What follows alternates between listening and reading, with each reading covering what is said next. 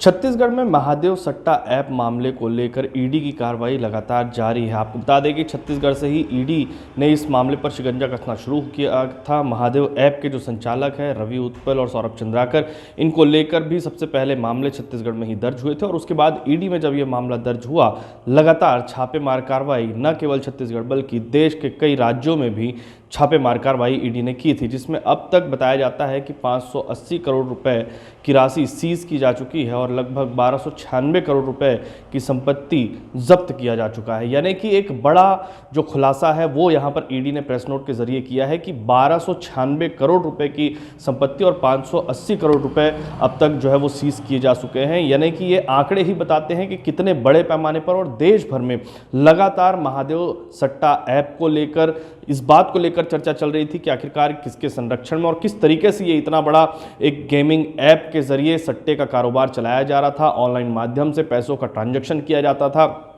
कई बोगस खाते और अकाउंट के जरिए उन पैसों को पहुंचाया जाता था। तो ऐसे में अब ईडी की प्रेस नोट के जरिए जो बताया गया है कि मुंबई, छत्तीसगढ़, पुणे, इंदौर सहित कई ऐसे शहर हैं जहां पर छापेमार कार्रवाई की गई थी और वहां पर संपत्तियों को जब्त किया गया है, कई बैंक अकाउंट सीज किए गए हैं। लेकिन सवाल अब भी वही है कि आखिरकार ईडी इस मामले को लेकर और कितने जांच के बाद खुलासे यहां पर कर सकती है, क्योंकि एक बड़ा स्कैम इसे माना जा रहा था। छत्तीसगढ़ में इसकी आंच क्योंकि भूपेश सरकार के दौरान में लगातार कई नेताओं पर भी थी, कई नेताओं और अधिकारियों पर भी इसको लेकर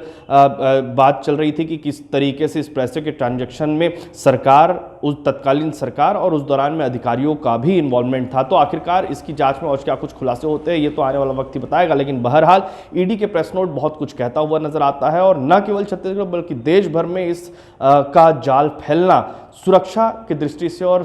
जो एजेंसियां लगातार इस पर मॉनिटरिंग करती हैं उन एजेंसियों पर भी यहां पर सवालिया निशान खड़ा होता है कि आखिरकार इतने बड़े पैमाने पर किस तरीके से महादेव ऐप को फैलाया गया था, जिसका संचालन आराम से जो इसके आरोपी हैं वो देश से बाहर रहकर करते हुए नजर आ रहे थे। पैसों का ट्रांजैक्शन भी देश से बाहर होता हुआ नजर आता था और ऐसे में अब इसकी जांच जो है वो फिर से एक बार यहां पर सवालों के घेरे में है कि जो इतनी बड़ी संपत्तियां यहां पर बनाई गई थी, जिसको ईडी ने जब्त किया है, ये किस तरीके से बनाई गई थी, किन किन लोगों का इन्वॉल्वमेंट था। अगर छत्तीसगढ़ के अलावा अन्य राज्य भी उसमें, अन्य राज्य के कई शहर भी उसमें शामिल है, तो वहां पर भी किस किस तरीके से इन लोगों को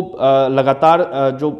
मदद है वो मिलती हुई नजर आती थी। क्या सरकारी स्तर पर मदद मिलती थी, प्रशासनिक स्तर पर मदद मिलती थी, या किस तरीके से ये किन लोगों के जरिए ये इतना बड़ा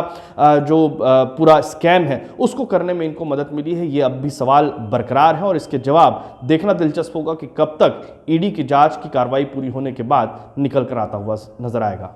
छत्तीसगढ़ से टीवी 9 के लिए अमित मिश्रा।